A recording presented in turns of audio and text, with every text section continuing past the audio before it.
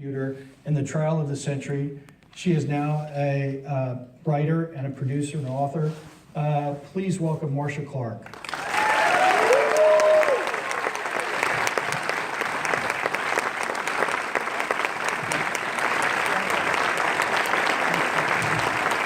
Oh, there she is.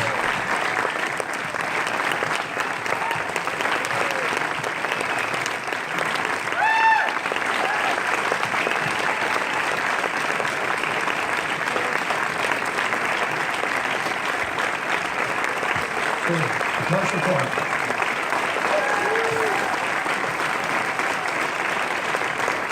We have been honored to have Sarah Paulson on our network for a number of series, most notably American Horror Story. She has received 6 consecutive Emmy nominations for playing 6 different characters. Probably a feat that's never happened in the history of television. This year she's nominated twice, once for American Horror Story Hotel as supporting actress in a limited series, and also for playing the lead actress in a limited series portraying Marcia Clark. She recently won the Television Critics Association Award for Outstanding Individual Achievement in Drama. Please welcome Sarah Paulson.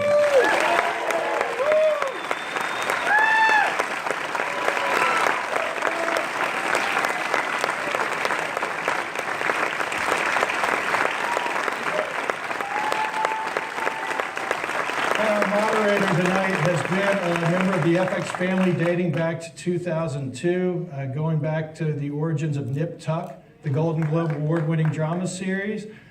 He is a Golden Globe Award-winning, Emmy Award-winning producer, director, writer. He recently, this show was honored with the TCA Award for Outstanding Limited Series, and it was honored as the Program of the Year, which is an extraordinary accomplishment. He is nominated for an Emmy this year, not only as a producer for The People vs. O.J. Simpson, but he also directed the first episode, From the Ashes of Tragedy, and he directed tonight's episode, Marcia, Marcia, Marcia. Please welcome our friend, Ryan Murphy.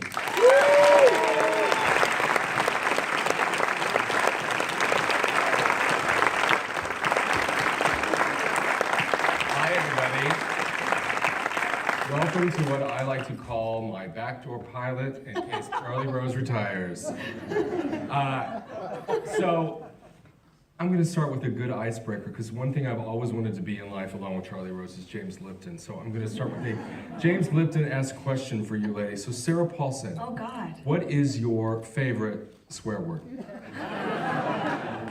Just to start it off. That's really good. Motherfucker. That's a good one. And Marcia. Cunt. I was not expecting that, but that was... So I'm going to start with both ladies who I know and adore, as you can tell, with an anecdote. So with Sarah, you know, this was a brilliant project that Brad Simpson and Nita Jacobson and Larry and Scott had been working on for a couple years, and I was obsessed with the scripts, and I came on board. And then we started working on the series and got into a really good place and got it greenlit.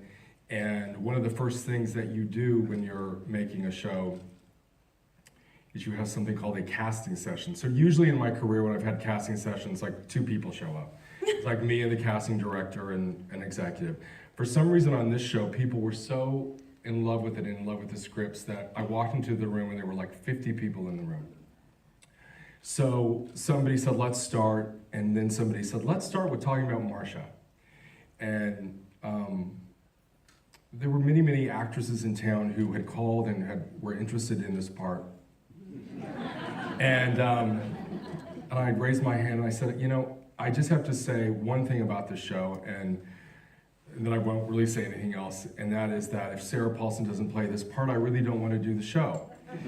So there was a pause, and John Landgraf said, Sarah Paulson it is, on to OJ. So, You never told me that. well, I never did. But one of the reasons was, getting to my question, Sarah was not, I think, on the minds of many people in the room, because she was already booked as a series regular on American Horror Story, which was shooting at as pretty much the same time as OJ. And I believe, Sarah, that this is the first time, I know in Fox history, but maybe in the industry, where an actor did 2 series regular jobs back to back to back. So can you talk about how tired you were at the end of that run? And how did you go back and forth? There was a nice golf cart that took me from stage 16 to stage 11 that was really Yes. helpful. I think the good news was that I was playing someone who was very tired. And so, who had 2 young children at home, who was, battling all these things on all these different fronts. And so I let myself be tired. I didn't do the thing I might normally do, which was to try to find a way to rally in terms of energy. And because I was also playing a heroin addict on the other one, who was a ghost,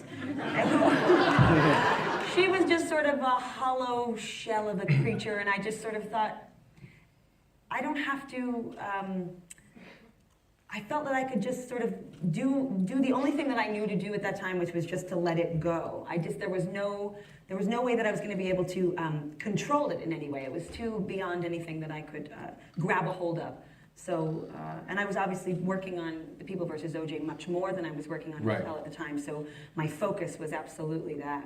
One of the things I loved about shooting this every day is I'd walk onto the set and I could smell Sarah Paulson because she found out from a source what perfume Marcia wore during the shooting of the show to help get into character. So can you talk about that little tidbit that I thought was so endearing and personal, and I love that. I found out through a person who I knew Marcia, but and I just texted her and said, do you think you can just ask this question to see if there's anything there? I like to wear perfume sometimes when I play parts. It's sort of actressy and goony, but I do it. And I thought, oh, and in this case, I could actually find out what she actually wore. And I did, and it was one of the most terrible smelling perfumes. What was it? It was Magie Noir by Lancôme, wasn't it? Yeah, and I found a specific bottle that was from that time period. Apparently, I did a lot of perfume research, and it has gone through many, many iterations, and the one that she wore was obviously the one that was, on the market at that time, and so I bought it off of eBay, and it was really special. It was real 90s. Yeah, it was really 90s, and I would often be sniffing my wrist right up until action. I remember. Yeah, there was just something about, it was a way that I could feel connected to her. Having not met her, I had not met her, so. You had not met her. And speaking of that, one of the things, we had a rule on this show, we had the wonderful book by Mr. Tubin that we had as our source material, but we didn't get anybody's life rights. Many of them are alive. And we decided that we were going to instead be very historically accurate, and that was our take. And an actress friend of mine had told me, she'd done a big biopic, and she said, don't meet the person that you're directing or playing until you have enough of it in the can that it's yours. And I said, okay, that was our rule. So to everybody, I said, when we finish episode 6, by the way, tonight that was episode 6, a brilliant script by Mr. D.V. DeVincentis from Seattle.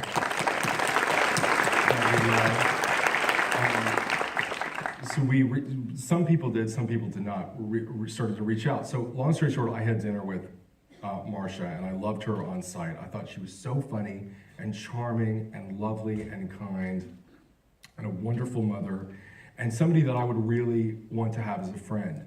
So we had this long dinner, and OJ did not come up one time. And finally at the end, I said, Marcia, we're doing this OJ project. She said, yes, I know. And I said, I know this is probably hard for you to see it. Some things you will love, some things you will not, but I know that it will be difficult. So if you want to come into my editing bay, I'll ply you with alcohol, I'll have snacks, I'll hold your hand.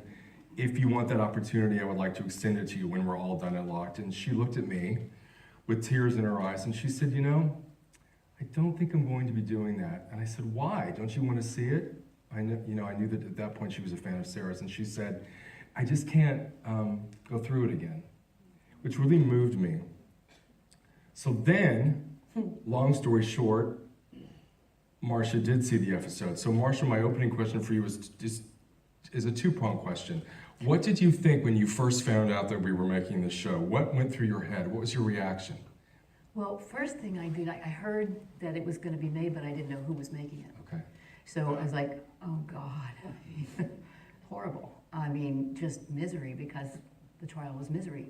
And I didn't know what was going to be done with it, you have no idea. And really was hoping it would fall apart, because things in Hollywood do.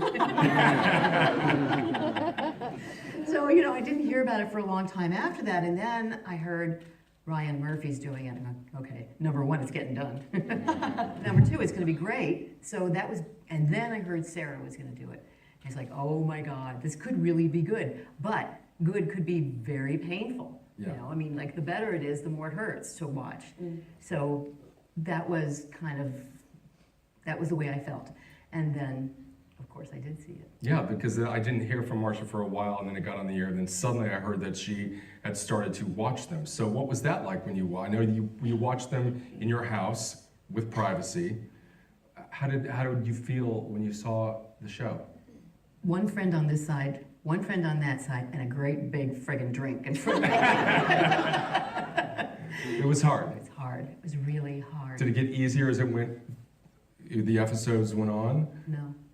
Just as hard? No, because it was all really well done, and so you got so inside everything, it was really amazing to see that, especially, for me to watch Sarah get the emotions that I was feeling. How did she know that? How did she get that? She didn't talk to me, how'd you get that? I don't know how you guys do what you do, but it was kind of amazing. And at times it was kind of funny, because Sarah would do something and I'd go, I don't do that. And my friends go, yeah, you do. Oh, you do.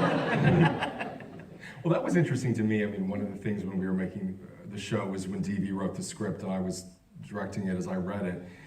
And I called the group back in and I kept saying, people could not have possibly said this. People could not have treated her this way. This didn't really happen. Let's fact check it. Lo and behold, it was always right. So I understand why you felt that way, but we'll get to that in a minute. One of my favorite moments in the show is I call the Marcia humiliation moment that I worked with Sarah on.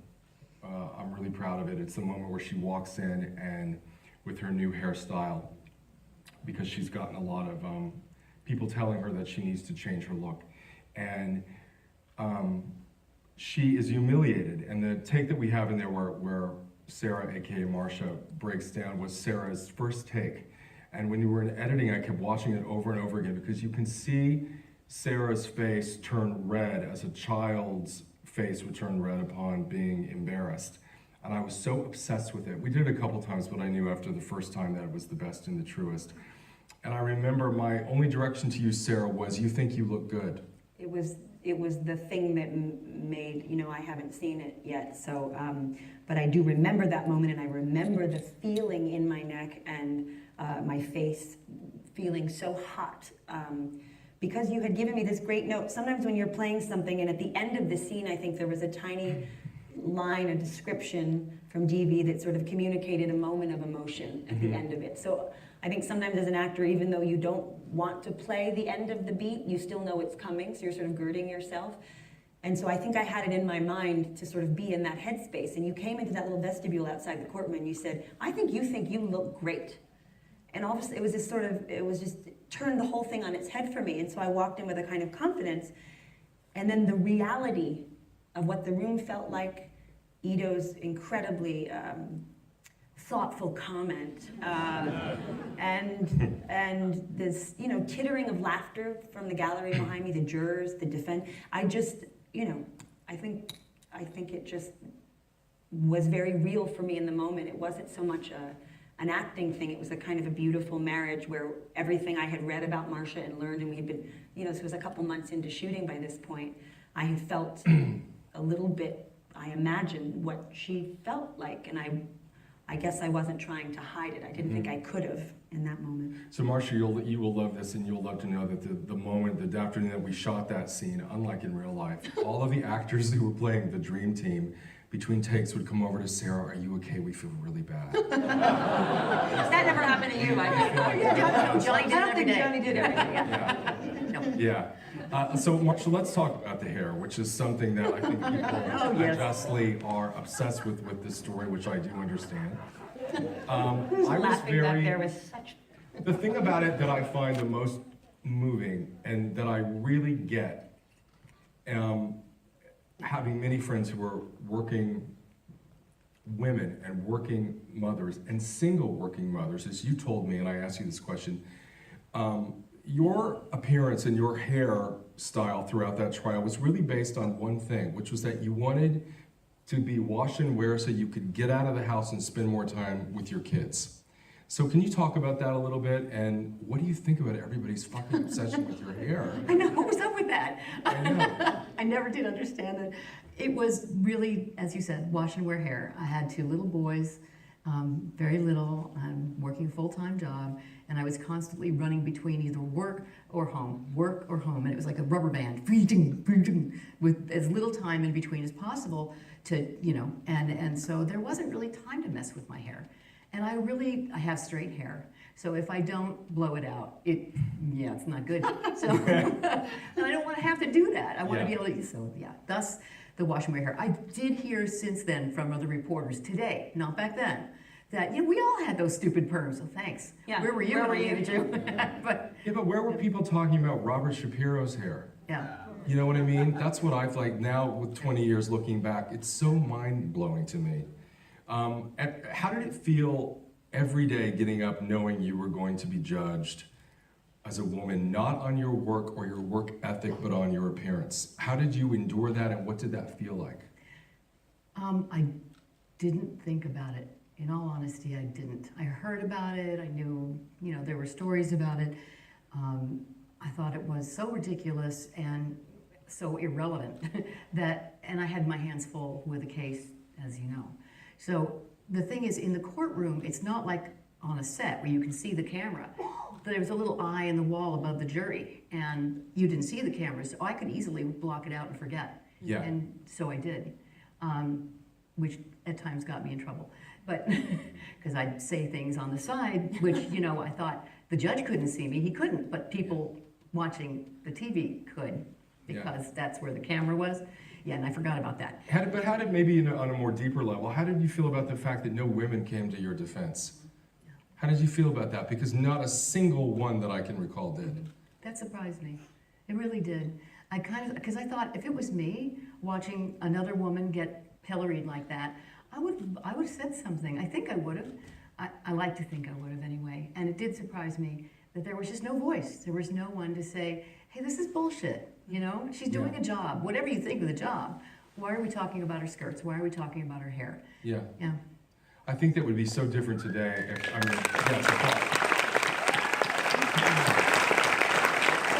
think that was well before social media, and I think that one of the great things about social media is that I don't think that would really happen today, although I'll get to it, maybe it is, but I think Chrissy Teigen would be on the case today. Sweet Pepper Storm, she and Right Selena there. Gomez, they would want to. So Sarah, what, in the entire run of the show, two-pronged question, what was your hardest scene and what was your easiest scene? What was the most easiest for you to access and what was the most difficult? The hardest were the closing arguments, for sure. Partly because we had a real volume of footage to watch, and we did. I mean, Sterling did, I did, a lot of it, and so there were so many things to have in my mind about the way Marcia was behaving physically, not to mention carrying what I imagined she must have been holding emotionally, not to mention the reams of pages of dialogue that I had to learn and try to keep all those other things in my mind at the same time. Not to mention the very weird fantasy I had that if we pitched it the right way, maybe the verdict would be different.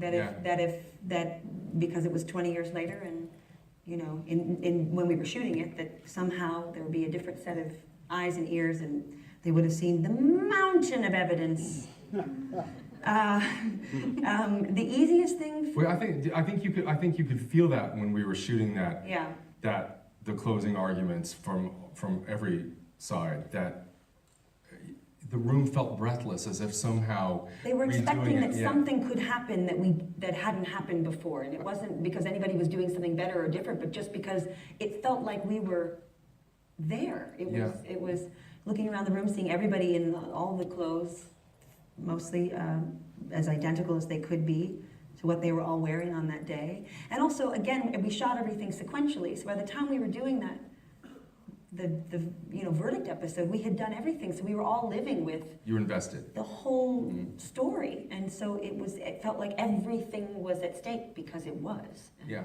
You know, I don't know what my easiest. I don't actually know that there was one that I would consider easy. The whole thing felt very weighted to me, and so I don't know. Maybe some of this stuff with the boys. I loved being with them. I loved, we didn't do a ton of stuff with them, but I found that to be a lovely reprieve from being in the courtroom. And those days when we would go out to Marcia's house, it was kind of peaceful. Oh, can I just say there was this one beat, okay, it was in, I think, the pilot, I think at the first episode, where she finds out.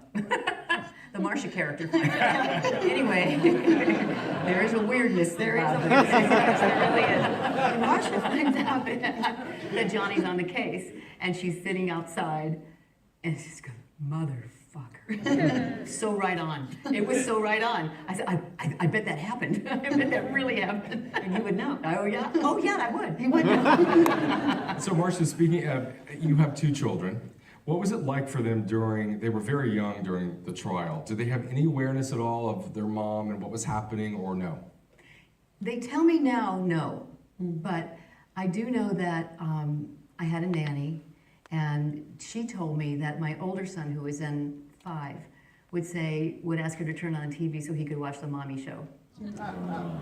So they did.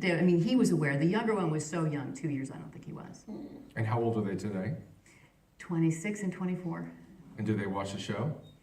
They did. They started to, and then it was like too painful. Really? So interesting. Yeah, I thought, piece of history, you want to see this. And by the way, they didn't read my book either.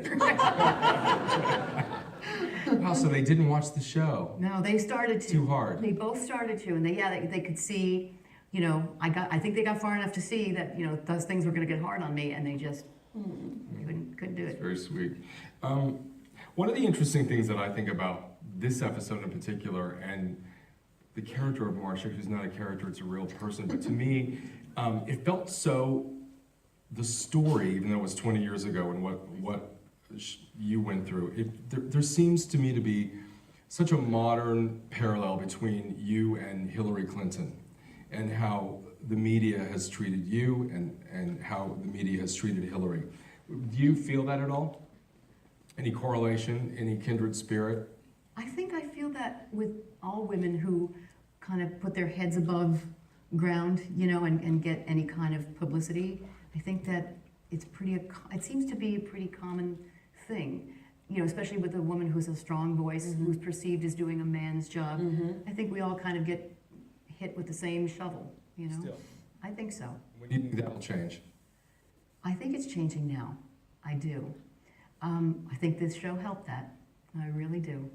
And I think I can't even tell you guys how grateful I am for the light you shone, the spotlight you shone on sexism. I think you did a great thing for this world. I really do. And all of the... I would say, all of the reporters were largely millennials. And their attitude about it was completely different than anybody else. They were just like, what the fuck was that over? All of them, men, women, all of them. Yeah. So, but I think you definitely did a big thing.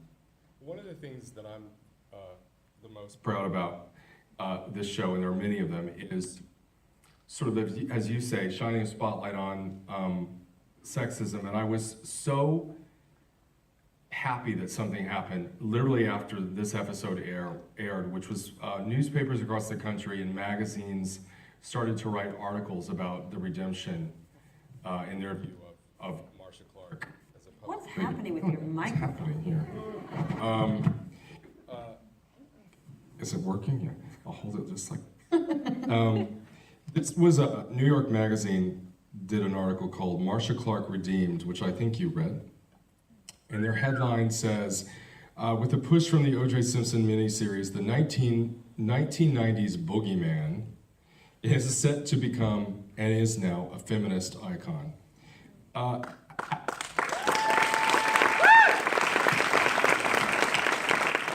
So, how do you feel about what's happening, or or what has happened? You know, my overwhelming feeling about it was, God, I hope this is good for all women. I hope this is, you know, the rising tide lifts all boats. That's what I hope. And I hope that it's raising consciousness in a general way, I think it is, about women who, you know, are strong and go out and do a man's job, quote unquote. So yeah, I mean, I think about it, the way I feel about it is kind of a global thing. I don't feel like an icon. I don't think of myself as an icon. Believe me, my sons don't think of me as an icon. But I do think that this is hopefully a benefit to all of us. And I know it's something that you didn't expect. Oh, no. Oh, for sure not. Because you were so nervous about being back in the spotlight, even though you were an author, and you were very not that into it. Oh, I really wasn't. You know, I mean, you know, we were talking about that, and you really wanted me to watch, and I said, I don't think I can do this. I just don't think I can. And it was, and I think I told you at the time. I'm sure I did. I know it's going to be brilliant. It's you. That's not the issue. The issue is reliving it. Right. So Sarah, let me ask you, what would you do if you saw O.J. Simpson? That's such a good James Lipton quote. What would you do? What would you say? I would like to look him directly in the eye. I don't know that I would say anything, but I would want him to be able to tell by my look that I knew what he did. Personally. I mean, yeah. And Marcia, you actually saw him. I did. Can you talk about that moment? It was so silly. Yeah, I did. I was covering the case in Las Vegas at the preliminary hearing for Entertainment Tonight, hard-hitting news agency. Swinging heavy blows. And I was sitting with the crew in the cafeteria, and he had a roped-off area, which I didn't know, behind us. And he passed by, and he said, Ms. Clark, and I said, Mr. Simpson, and he kept walking. That was it. That was it. I don't really think that he needs to hear more from me, because I think he knows what I think. Now, do you think he's going to be paroled? Good question. I don't know. Las Vegas, you know, every state has their own laws, their own standards, and they have to base their decision on how he's behaved in prison. So I'm not sure I have any information on that. What are the odds? Yeah, it's a fair, I wish I could give you odds. I wish I could go to Las Vegas and, I don't. But I don't know. I've heard he has it pretty good in prison. The stories that come back to me, he has Super Bowl parties in his cell and all the guards. Yeah, it's fantastic. So, I don't know. But the parole board has been turning him down. He has gone up for parole a few times now. They could very well turn him down again. How often do, for both ladies here, how often do either of you think about Ron and Nicole? I think every day. Every day? There's a reason every day that I think about them and, you know, how old they'd be today and how young they were then. Sarah? I think about, you know, the life and the children Ron didn't get to parent or have, and I think about Nicole and Nicole's children and the life they have lived, both, you know, without their mother and their father as well, you know. I do think about them, and I thought about them terribly often when we were shooting. Yeah. So let's talk about, Sarah, let's talk about the day you had to say goodbye to Marcia as a character, which was in the last episode. Can you talk about that? I found it so interesting, your process and what you did and how you felt.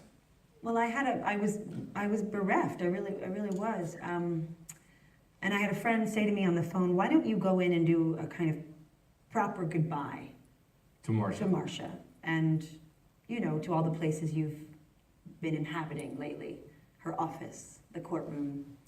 And so I did.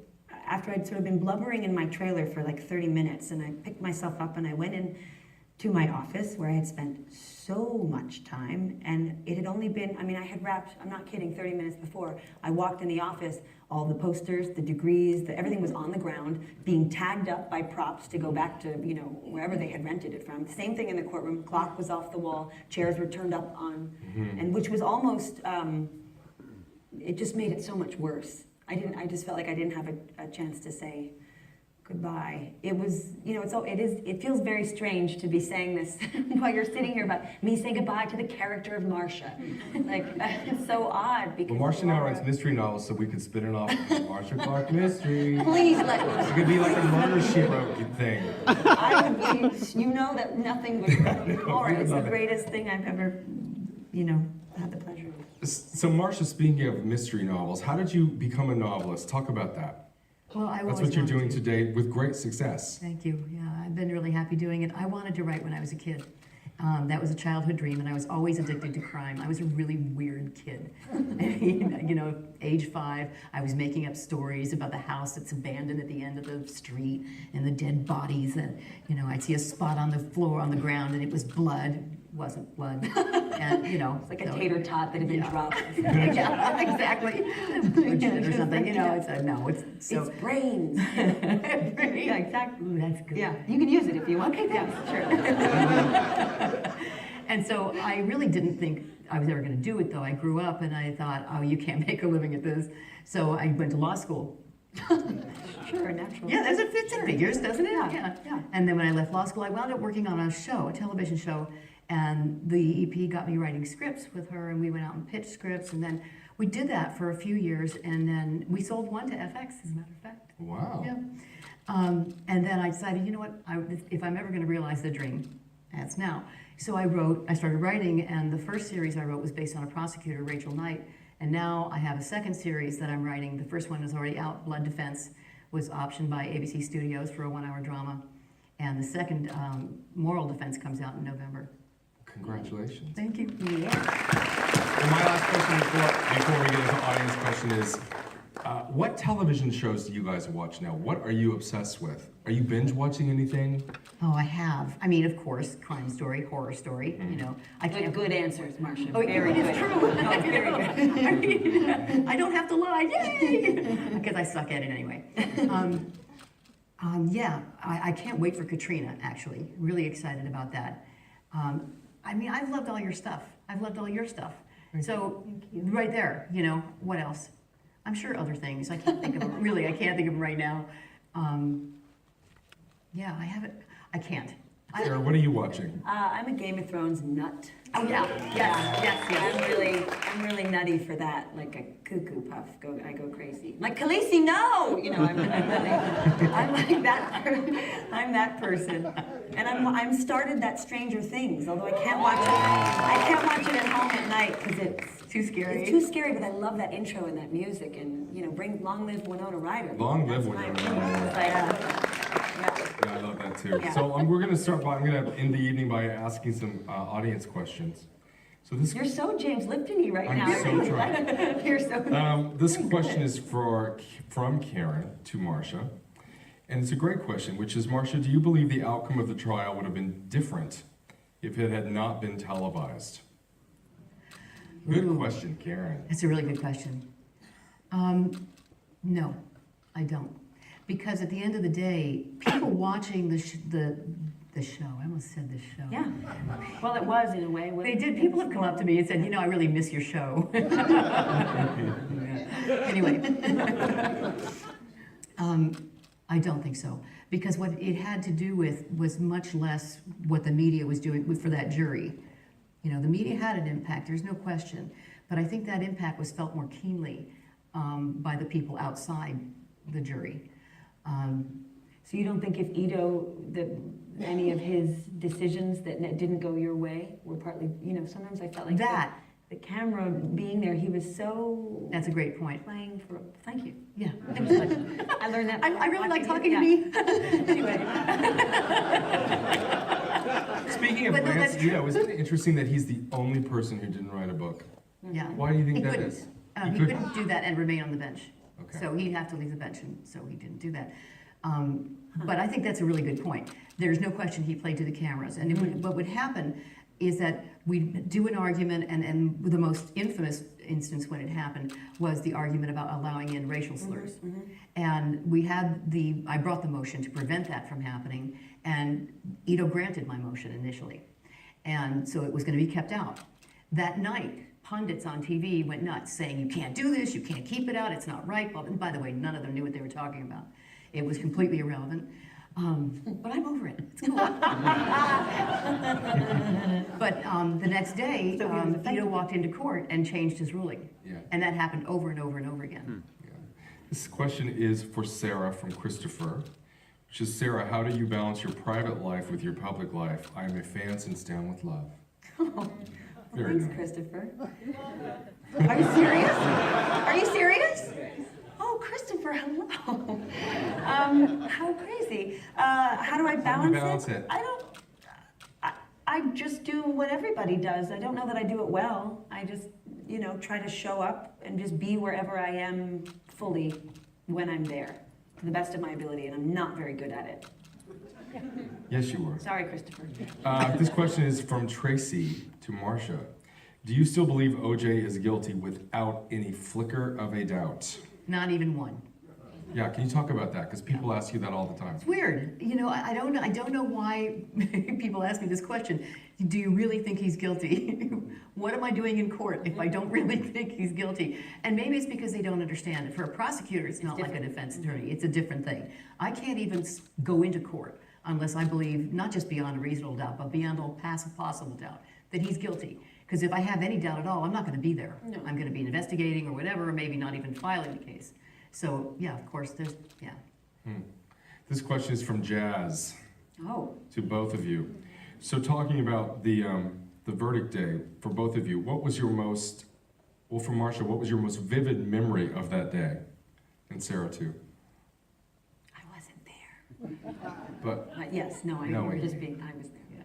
But I think it was, we stood for the verdict, and I heard the first count of not guilty. And it was weird because I knew it was a not guilty verdict before, well, long before, months before.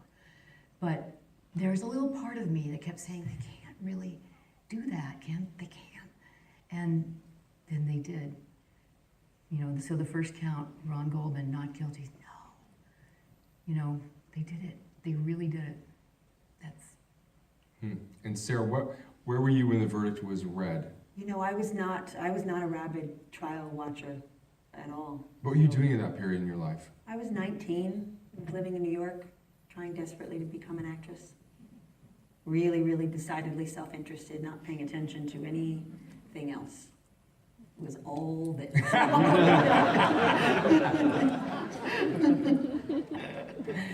This is a very good question from Garrett for Sarah, which, and actually for me too. Sarah and me, which was your favorite wig? My favorite wig? Yeah. Without a doubt, the wig, the Rick James wig? The Rick James wig was my favorite. There was something about it. I loved the last one, which we called Miss Perfect, because there was Gerard, Winston. Yeah, Sarah named the wigs. Gerard was the first one, the longer one. Winston, yeah, anyway, it's really interesting to me, maybe not so much to anyone else, but it was definitely the Rick James wig. Yeah. There was just something about it I felt very... And that was from a line of dialogue in DV's script. Yes. Yeah. It was just, yeah, that was... It was, I think it was mine too, because it was the most, it had a story, it was an emotional story. Yeah, and I also felt the most, that I looked more like her when I had that wig on. I just really looked in the mirror and was like, oh. I felt so bad for you. I really did. I loved wearing it. I loved wearing that one and the last one. Miss Perfect was my favorite. This is from Glenn to Marcia. So, how did you come to terms with the verdict? And do you still have faith in the justice system? How did I come to terms? I think it was just,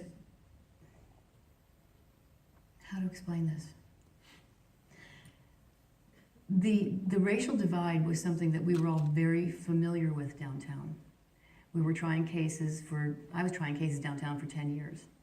I was in the office, the DA's office, when Eula Love happened, when Latasha Harlan happened, when, of course, Rodney King happened. We were painfully aware of that. So that it would be a focal point of the trial was clear from day one. What we could do about it was a whole different story. I think over the years, I think I've come to understand on an even deeper level how much that divide played a role in the trial, which is something that you did pay attention to, which nobody did, before, brilliantly starting the whole thing with the Rodney King riots. Really, really right. And so I think I've come to cope with it that way. That said, I don't think I'm ever going to heal completely from the injustice of it, the unfairness. But I have come to understand it more deeply. Then what was the rest of the question? I think that was it. It was a two-prong. A couple more this is from Tony for both of you. What was the single best day of your career? As a DA? Or, because like today? Anything. We were out pitching, we had a really good day, so. Today, really? So today, really. I'll take it. Yeah. And Sarah? Probably the day I met you. Oh, Sarah. I don't mean it in that, simply put, it's not that I hadn't been working or hadn't been, making my living acting, but nobody had ever seen me in a way that I don't even think it was a kind of, your way of seeing me was just something nobody had ever even ventured to do. And more than that, you had the thought about whatever you thought about my work or what I could maybe do as an actress. You let me do it. Mm-hmm. And I don't know how you get good without doing. And you just kept giving me a chance. And so, yeah, I say that. I'll take that. So this is really good. This is from Candy. Candy, I love your question. Well, I love her name right away. For both Marcia and I'm also going to say for Sarah. So let's say either one of you got in trouble with the long arm of the law. Who is the one person from the dream team you would call to come up for you? You take that first, honey, because I don't man, that's a marry, fuck, kill question, isn't it? Kind of. Yeah, there is no good answer. I think I'd probably take Johnny. That's what I would say too. Yeah. Really? Talk about that. We're going to say the same thing. No, you go. You do it. No, you go. You do it. You're Marcia Clark. So are you. I think he has a really great way of interacting with the jury. And I think that, of course, it would depend on where we were trying the case. So, are we downtown or in Santa Monica? Can we get the location? I'm saying downtown. I think, yeah. Johnny. How did you feel, Marcia, as time has gone on, 20 years, when some of the people involved in the case passed away? What was your feeling when Kardashian passed away? What was your feeling when Johnny passed away? We were friendly. There was not a big hate thing going on between us, ever. You and Johnny particularly? Yeah, we always got along. It's, we're professionals. So we always had friendly exchanges. Wasn't bad, and I felt very bad for him when he passed away so young. Robert Kardashian, especially so. He was somebody that initially when he came into the courtroom, he was very much my guy, OJ, very loyal. Not a mean bone in his body, by the way, but very, didn't talk to us and kind of kept very separate. And over the months, I watched that soften and change, and we got to be actually friendly. And we'd fight over the dark chocolates because people sent C's candy to court and we like dark chocolate. We didn't have that in the show. No. That would have been a good little ditty. Yeah. Yeah, you and Kardashian sharing a chocolate box would have been a great TV. Damn. You missed it. And my last question is for you, Marcia, which is from Jody, which is also a great question. So, in 1994, when people came up to you and recognized you on the street, what would they say? And what do they say now when they come up to you on the street? In '94, when they came up to me, they were always asking for an autograph. It was always that kind of thing. And they were always nice.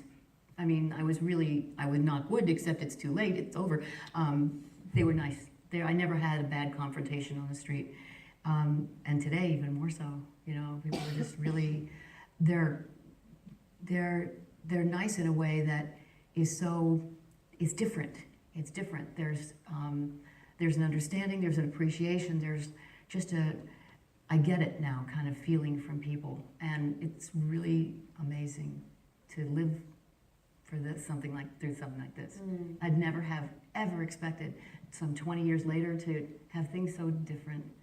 Yeah, I'm happy for you. Me too. thank you. I'm glad for you. You deserve it. So on that note, thank you guys for coming. We are certainly